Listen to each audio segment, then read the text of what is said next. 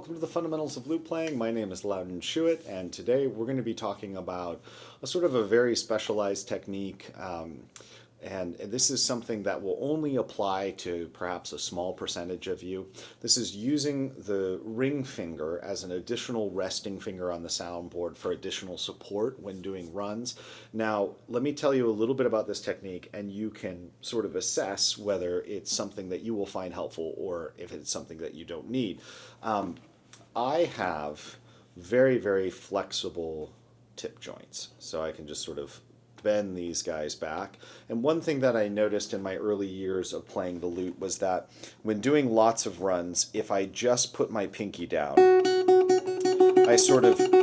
pinky does not stop my hand. It's so flexible, it collapses, I can bend back this way. It's not doing the job that I see it do with other people who perhaps have stiffer fingers, and it stops that hand from going down. There's just way too much bouncing going on. And what I found was that for me, I would, during runs, it's a lot more helpful for me to put the ring finger down with the pinky. And this sort of adds that additional support so that I can do runs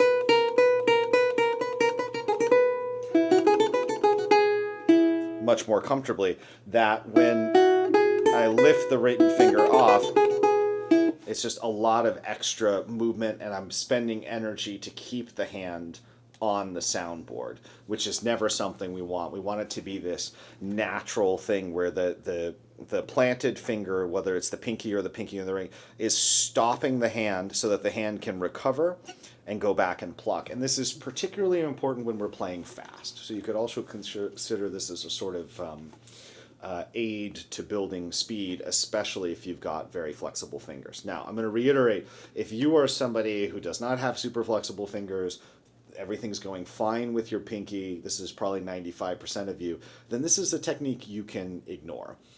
For those of you that have run into this difficulty and want the extra support, let me just take a second to sort of talk about what situations I drop the ring finger, because I do not leave the ring finger down the entire time. In fact, most of the time my ring finger is up, it's ready, it's playing chords, it's doing things. And then when I get into a run, which is 5 or more notes, essentially. So 4 16th notes plus an additional 16th note. What I will do is put that ring finger down until I play the next chord. So when I play a chord, I lift the ring finger, and then when I go back to doing a run, I drop the ring finger. For situations where there's a chord every 4 notes, right? So if I'm going 1E and a 2E and a 3E and a 4E and a, I'm not dropping the ring finger. So these are for longer runs for things like that. So I'm popping it down, and then it'll give you a little example. So let's say I'm going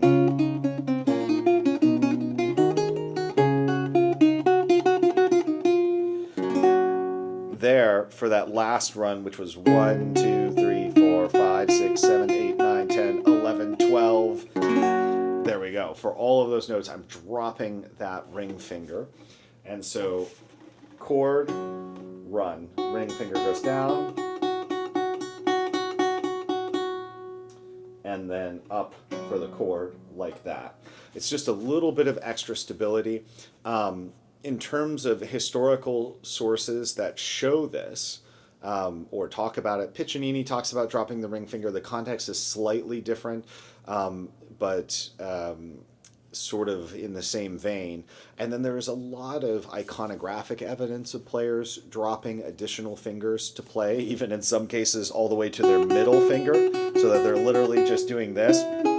Now, iconographic evidence can be quite dangerous, right? You might have somebody going in and they actually don't play the instrument, and the painter is handed them a lute and just said play, and just like when you see somebody who's not a guitar player pick up a guitar, sometimes they do things, put a bunch of fingers down and all of that. So we take the iconographic evidence with a little bit of grain of salt, and I think we have to kind of consider that suspect.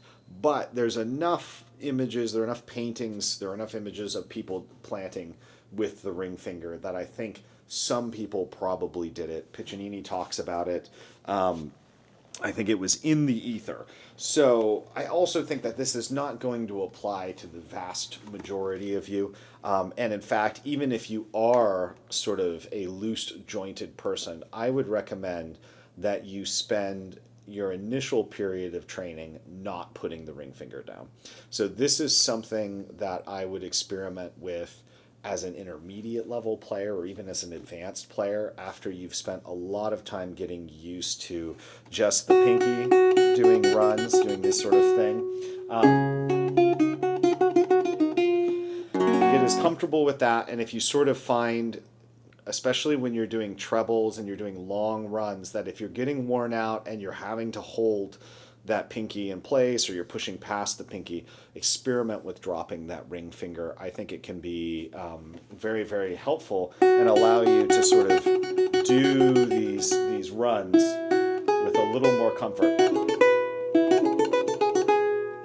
And then lift the ring finger otherwise. So for those of you with loose jointed fingers out there, that is a possibility to consider. It's something to think about. You certainly don't have to do it, but if you're running into the problem I did, which is that the right hand was just not being stopped well enough by that really flexible pinky, this may be the solution for you. Any questions, please let me know. Any comments, absolutely, totally welcome. This might be a slightly controversial thing, I guess, but I really don't think it's going to apply to most of you, and I recognize that. But just for those of you out there who are double-jointed, loose-jointed like me, might be a helpful little tip for you to know. If you're enjoying the channel so far, consider subscribing. It's one of the best ways to support it. I'll also put my Patreon link in the description if you'd like to support in that way. It's always welcome. Happy looting, happy practicing, and I'll see you next week. Bye-bye.